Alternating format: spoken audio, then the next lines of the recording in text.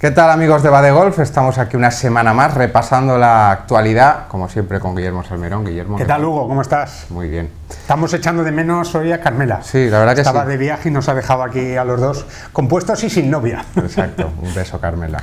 Pero bueno, ha habido mucho golf este fin de semana y toca analizarlo, empezando por el Memorial Tournament, ese mítico torneo, ¿no? El torneo de Jack Nicklaus, donde bueno, teníamos esperanzas depositadas en Jon Rahm, que sabemos que se le da muy bien Murfield Village, ese campo, y que además tuvo un comienzo prometedor, pero finalmente no pudo ser. Se llevó la victoria a Viktor Hovland, Guille. Es verdad, el noruego que desde luego ha demostrado que ya está ahí, ¿no? Que es uno de los grandes. Esta semana en el ranking mundial publicado el lunes, nada más terminarse el torneo, pues ya ha subido a la quinta plaza desde la séptima. No es una subida muy grande, pero claro, ya en esos puestos subir uno es alcanzar un peldaño importante. Un Viktor Hovland que bueno, pues está ahí, desde luego es uno de los grandes representantes europeos en el circuito norteamericano. Y yo me quedé un poco con las ganas de Jon Rahm, que ganó en 2020, creo recordar el torneo, que en 2021 tuvo aquel incidente que lo hubiera ganado del COVID, porque llevaba 6 golpes de ventaja y lo hubiera ganado, seguro, ¿no? Él dice siempre que ha sido la semana donde mejor ha jugado al golf de toda su carrera, esa del Memorial. Sí, porque llegaba a la última jornada con 6 de ventaja y parecía que nadie iba a poder hacerle sombra. Y además, cómo se produjo la noticia, porque si hubiera llegado a Casa Club y alguien le hubiera dicho, pero allí prácticamente en el green del 18, terminado otro vueltón con el torneo en su mano, se acerca un tipo con mascarilla y le dice que te tienes que ir a tu casa, sí, ¿no? Esos fueron los momentos dramáticos. Pero bueno, Jon Rahm al final terminaba 16º, que no está mal, pero es verdad que siempre le pedimos más, ¿no? El fin de semana no fue bueno. Llegaba bien posicionado a 4 golpes de la cabeza, pero no tuvo su mejor fin de semana, especialmente en algo que estaba haciendo muy bien esta temporada, el juego corto, sobre todo su juego en los greens. No recuperó bien Jon Rahm, no pateó bien Jon Rahm, esa es quizá la noticia.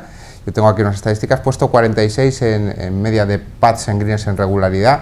En golpes ganados en el green perdió hasta 5 golpes con el field, con la media del field, puesto 61, cuando él, por ejemplo, está promediando, si esta semana ha hecho 1.766 en media de putts en greens en regulación, sus estadísticas normales es 1.638, claro, que es una barbaridad, es más de un golpe de diferencia, y evidentemente se ha dejado muchos golpes en el green. Porque luego, si miramos el resto de estadísticas, ha estado muy sólido como el resto de temporada. Sí. Jon Rahm incluso por encima, ha cogido más calles que durante todo el año.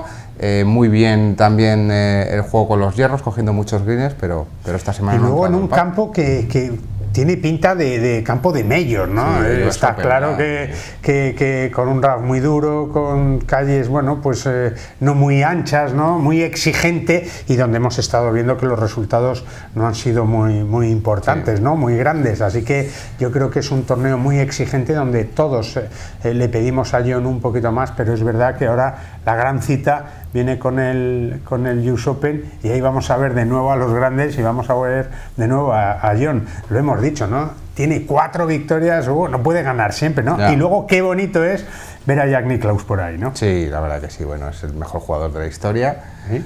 Con esos 18 majors, es el torneo que... Y la verdad que va dando pena, porque es verdad que es ley de vida, ¿no? Cada vez se ve más mayor. Claro, vas viendo las fotos que se va haciendo con los ganadores y choca. Y yo no sé cuánto nos va a quedar de un Jack Nicklaus activo, ¿no? Pero hay que aprovecharlo, porque la verdad que es un lujo poder tenerlo. Dando ese golpe inaugural en el Máster de Augusta también. Exacto. Y teniendo esa foto que tendrá Viktor Hovland con Jack Nicklaus entregándole el trofeo, que sin duda es una de las fotos que presidirá un lugar privilegiado en su... Oye, por cierto, Hugo, ¿tú crees que ya Viktor Hovland puede formar parte o completar un triunvirato con Jon Rahm y con Rory McIlroy en lo que es el núcleo duro del equipo europeo de la Ryder Cup en Roma? Porque tampoco tenemos mucho más, ¿no? No, absolutamente. Además es que yo creo que es la gran noticia, ¿no?, de esta semana para el equipo europeo de la Ryder Cup, que se consolide Viktor Hovland, que no teníamos ninguna duda, número 5 del ranking mundial, y como tú bien dices, ya hay un núcleo duro ahí con esos 3 jugadores, Rory, Jon Rahm y Viktor Hovland, que yo creo que tiene que ser la base del equipo europeo, y a partir de ahí debe jugar, ¿no?, el capitán con todos los demás elementos que tiene y con los jugadores que evidentemente se vayan clasificando, pero el soporte, el peso debe estar en las espaldas de esos 3 jugadores que desde luego bueno, se están batiendo cobre semana tras semana en Estados Unidos con los mejores, ¿no? Es verdad, en el Por equipo. Cierto, tercero Scottie Scheffler también, También, este no levanta el pie del acelerador. Con un poquito más de distancia con John Ram con respecto a su número 1 claro, del mundo. Está en el número 1, en el número 2 sigue Jon Rahm y en el número 3 Rory McIlroy. Bueno, de los 3 primeros 2 jugadores europeos, que no está mal, pero es verdad que luego nos falta un poquito de fondo de armario para esa Ryder Cup de Roma, donde a lo mejor, oye, pues sigue trabajando un Pablo Larrazábal, que afortunadamente, lo comentaba el otro día Hugo, y lo podemos ver en el periódicos.com, una entrevista que hizo en Radio Marca, pues como decía algo súper curioso, ¿no? Y es que para poder mantenerse entre los 60 primeros y poder llegar al US Open, algo que ya prácticamente está confirmado al 99,9%, tenía que quedarse 2 semanas en casa sin jugar para no perder ese puesto 60, y de hecho la jugada le ha salido bien, porque esta semana sin jugar ha subido 3 posiciones y se ha metido en ese sueño de todo jugador profesional, que es estar entre los 50 primeros del ranking mundial.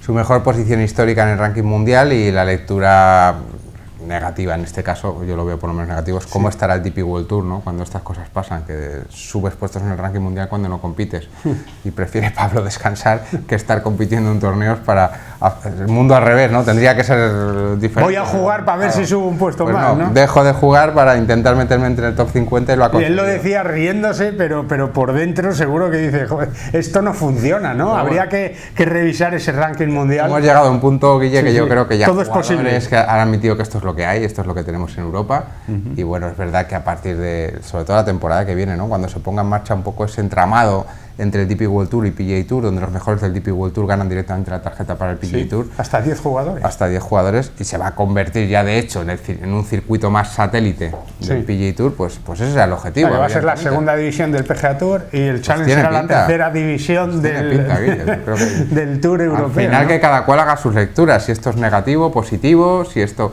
Hemos pasado, a ver, que era una quimera, nunca se ha podido comparar ni acercar el circuito europeo al circuito americano, pero todavía recuerdo con cierta añoranza, ¿no? En esas épocas donde había cierta competencia, ¿no? Y donde el circuito europeo porque los mejores jugadores del circuito europeo jugaban en el circuito europeo, y si tenían alguna invitación, alguna oportunidad, se iban a Estados Unidos. Pero es que ahora los que destacan un poquito en el circuito europeo, pues se van al circuito norteamericano, pues los Hogarth, en fin, muchísimos jugadores, ¿no? El caso de Víctor Hovland es otro también que, en cuanto destacó aquí, pues lo intentó en el circuito estadounidense. Un US Open, por cierto, antes de que se nos olvide, Hugo, donde Eugenio López Chacarra, jugador del LIV, y luego hablaremos del LIV, va a jugar las previas también. ¿Va a jugar las previas?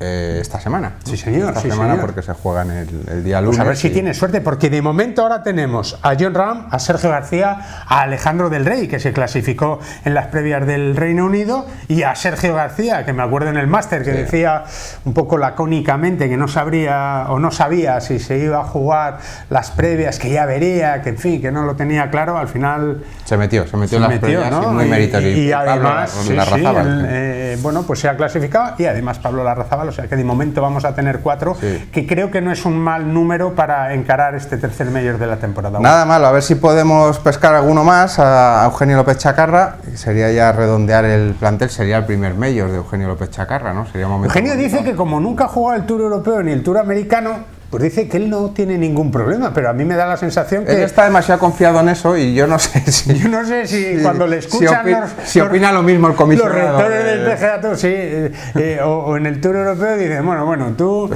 sigue ahí en lo tuyo. La verdad es que de momento le va muy bien Eugenio en el LIV, con victoria individual, con victoria por equipos, pero otra cosa es que tú digas de repente que termines tu contrato con el LIV y puedas decir, pues voy a probar en el PGA Tour. Pero yo me imagino, esto es lo típico, que dentro de 2 semanas, ¿no? Cuando Los Ángeles Country Club esté viendo a Rory, a Jon Rahm jugando el US Open, ojalá él pueda estar en el field, se meta, pero si no está, me imagino delante de la tele, y esto que empiezas a mover la pierna, ¿no? Con un tic nervioso, ¿no? Como diciendo, ¿qué hago aquí, no? Si se clasifica, que no se le olvide ponerse pantalones largos, porque ahí no se puede jugar con bermudas como juegan en el Tú sabes que Eugenio se distingue por sus calcetines. Siempre lleva calcetines que los lleva subidos, y muy coloridos los calcetines, con diferentes temáticas. Naranjas y tal, muñequitos y cosas raras, ¿no? Y le encanta. Bueno, eso Bueno, eso lo veremos en Valderrama, vamos a hablar ahora, pero también me gustaría, Hugo, no sé qué te parece a ti, uno de los nombres propios de la semana, o dos nombres propios, uno americano con origen asiático y otro malagueño y español. Hablamos de golf femenino, ya que no está Carmela aquí, pues lo contamos nosotros. Exacto. Y es que, bueno, una buena noticia, entre comillas, es que Ana Peláez ha terminado segunda por tercera vez esta temporada. Le falta la guinda de la victoria, huele a Solheim, ¿eh? Huele a Solheim, ¿no? Porque después de las dos suecas y Carlota Ciganda, antes de que se actualice el ranking europeo de la Solheim Cup, pues Ana Peláez, la malagueña, pues parece que cada vez está más cerca de meterse en el equipo europeo, Hugo. La verdad que sí, por méritos propios, ¿no? Lo está peleando, es el segundo puesto, se le escapó a la victoria, llegó a estar líder a falta de 3 hoyos, pero bueno, le adelantó su rival. Pero la noticia es esa, ¿no? Que está en forma, que si no se mete matemáticamente en el equipo, que veremos cuando actualicen un poco los rankings, ahí está con Carlota Ciganda, que está dando motivos de sobra, ¿no? Claro, es que Susan Petersen al final va a decir, bueno, si no te clasificas pero terminas tercera o cuarta, tienes un sitio. Siendo española, yo creo que Carlota va a estar seguro, sí o sí, y bueno, Susan Petersen, hombre, a lo mejor está Zara en una labor más de capitanía, ¿no? En el staff de la capitanía, ¿no? Que me da la sensación, y ojalá me equivoque y tenga un buen rush final de este tramo hasta la Solheim Cup, pero que llega un poquito justa hasta la Muñoz después de su maternidad y todas estas historias, que se ha reenganchado un poco al circuito. Pero es verdad que yo creo que Ana Peláez lo está mereciendo, y como tú bien dices, y yo creo que Susan Petersen ya tiene motivos suficientes para meterla dentro del equipo y para darle también ese puntito, ¿no?, local, que siempre es clave en una Ryder, en una Solheim Cup, que el público tenga alicientes y que pueda mover, ¿no? Así que veremos qué pasa, pero de momento está haciendo los deberes. Vamos a ver si llega la victoria también. Vamos a ver. Y el otro gran nombre propio del golf femenino, Hugo, es una norteamericana de apenas 20 años, Rose Zhang, origen asiático, estadounidense, y que acaba de ganar en Estados Unidos algo que parece casi impensable e imposible, que es llegar a la LPGA, donde están las mejores jugadoras del mundo, llegar tu primera semana y ganar.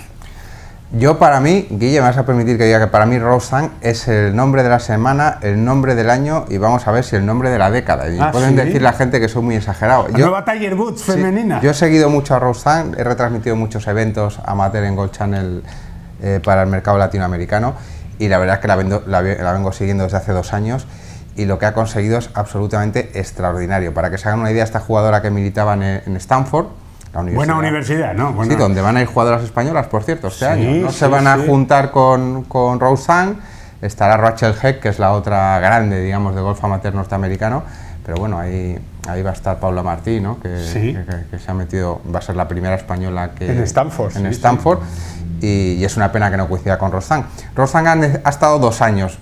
Yo especulaba con mis compañeros de la transmisión siempre que la veíamos, que decíamos un poco, ¿qué hace esta chica aquí? ¿Qué hace aquí? Una máquina. Hazte profesional ya, que estás perdiendo tiempo y dinero. Sí, pero ella no, ella se mantenía ahí porque, para recordar a la gente, por ejemplo, ha ganado en Augusta. Es que ha ganado en Augusta, ha estado 2 años, ha jugado 26 torneos y ha ganado 12 veces. El récord histórico en Stanford lo tenía Tiger Woods, con 11 victorias en 26 torneos, 6 torneos más y una victoria menos. También Patrick Cantlay llegó a 11 victorias, pero con más años. Tiger ha seguido un camino bastante parecido. Tiger también estuvo 2 años, ¿no? Su media en sophomore, que es como los jugadores que llaman de segundo año, es absolutamente increíble, 68.81. Como tú bien dices, ganó en Augusta, ganó el Women's Amateur, ganó el Women's Junior. 2 NCAAs. La única jugadora en la historia que ha ganado 2 NCAA, en años no consecutivos, pero es la única que ha ganado 2 veces. Verla jugar es un espectáculo. Y otro apunte, ¿no?, que yo he visto mucho, que su capacidad de mejora todavía es increíble. Claro, con 20 años, imagínate. Es que ha ganado, incluso esta semana ha ganado un último día muy ramploncillo, jugando sobre par, un playoff que bueno, y yo le he visto muchos torneos, victorias amateurs, que bueno, que todavía tiene esa capacidad de yo creo que estamos hablando de una jugadora, y es arriesgarse un poquito, pero bueno, yo lo hago a la altura de Lorena Ochoa, a la altura de Annika Sorenstam. La pregunta ahora, Hugo, es si Rose Zhang podría estar en la Ryder Cup de Finca Cortesín. La Ryder va a ser complicado. Perdón, en la Solheim Cup. En la Solheim Cup. Sería inédito. No, ya en la Ryder sería demasiado. Que la escogiera de repente. pero la Solheim, es que yo creo que debe estar. Sería un error que no estuviera. Sí. Sería un Sobre error. todo para que no nos la podamos perder, ¿no? Ojalá no estuviera, porque yo creo que es una jugadora que va a marcar una época, pero yo si fuera la capitana del equipo norteamericano, es que ya la habría llamado. Es verdad. Oye, no es por justificarme, pero es verdad que vamos a pegarnos una paliza de Ryder y de Solheim, porque vienen una semana con otra prácticamente consecutivas y la vamos a disfrutar de maravilla. Ojalá que con jugadoras españolas en la Solheim Cup, que parece que sí, y también, por supuesto, jugadores españoles. De momento uno, que me parece que es el único que vamos a tener, aunque a lo mejor Pablo Larrazábal, si consiguiera otra victoria, podría meterse ahí y tener alguna representación española más. Y vamos con lo último, si te parece, Hugo, porque tenemos una cita importantísima también en nuestro país, en el Real Club de Valderrama, donde se va a jugar la única cita, la primera cita española del Live Series en tierras andaluzas, en nuestro país, que yo creo que va a ser una cita espectacular. Qué ganas, la verdad que muchísimas ganas de finales de junio estar allí, ¿no? Porque lo vamos a vivir en directo, evidentemente, desde Badegolf, desde el Periódico Golf, y ver un poco qué es esto del LIV, ¿no? De cerca. Y 3 días, 3 días música por allí, sí, la ilusión de no hay corte. Exacto, Dustin Johnson, Bryson DeChambeau, Bruce Koepka, por cierto, el ganador del PGA. Y por supuesto Sergio García y Eugenio López Chacarra y David Puig, los tres. Que van a estar ahí en Valderrama y la verdad que, en principio, fíjate que David Puig, el contrato que tenía, salvo que haya habido una renovación o algo así, le llegaba hasta Valderrama. A partir de ahí veremos qué pasa con su inclusión en el LIV. No lo está haciendo mal tampoco. No, es verdad que no está brillando tanto como Eugenio López Chacarra, que de momento es el único de los tres que ha conseguido una victoria individual. Sí que por equipos Eugenio y Sergio García y David también la tienen, ya han sumado triunfos, pero yo creo que va a ser un espectáculo increíble, que ya se pueden conseguir entradas a través de la web, y que Valderrama yo creo que se va a vestir de gala y va a vivir, además, durante los próximos 5 años, una cita inigualable para el golf español, que tenemos que aprovechar, y que el público va a ser el protagonista también, ¿no? Es un lujazo. Me consta además que la venta de entrada está yendo muy bien. Muy bien. Que quien quiera ir todavía está a tiempo, pero no debe meterse ahora mismo en internet y reservar las entradas, el viaje y demás. Y la verdad que el ambiente va a ser extraordinario. Y vamos a ver, como decíamos, ¿no? Hay mucha curiosidad por saber qué nos vamos a encontrar ahí, cómo es un poco toda la organización, todo el entramado del Live Golf, cómo se va a presentar Valderrama. Y luego, igual vemos a Greg Norman allí también, ¿no? Seguro, ¿no? Para todos los torneos. Sí, Hombre, Greg Norman tiene que estar en Valderrama, y yo creo que un partido, se me ocurre, ¿no? Dustin Johnson, Bruce Koepka y Sergio García, por ejemplo. Fíjate que esa es la única incógnita que yo no tengo, que es que Sergio va a jugar bien. Eso seguro, porque es su campo favorito, ¿no? Y además Sergio ya sabe lo que es ganar en Valderrama, así que aquí en España también vamos a poder disfrutar de ese torneo, del LIV, de ese circuito fantástico que está revolucionando un poquito el mundo del golf, y que vamos a poder pues gozar, mismo que lo hacemos con el circuito norteamericano, con ese US Open que está dentro de 2 semanitas, y bueno, pues con presencia española. Siguen las citas con la Solheim, en fin, que tenemos una agenda muy apretada que vamos a ir contando aquí, Hugo. Pues sí, vamos a irlo contando semana tras semana, como siempre, disfrutándolo en Badegolf, en el Periódico Golf, en los medios habituales. Sí. Y apuntaros el nombre de Rose Zhang. A partir de ahora seguimos a Rose Zhang hasta la muerte. Claro que tatuarse su nombre en el pecho, desde luego que sí. Guille, que nos vemos pronto. Gracias, Hugo, y Carmela, la próxima vez está aquí con nosotros, que no falta ni una vez, ¿eh? Un saludo, adiós.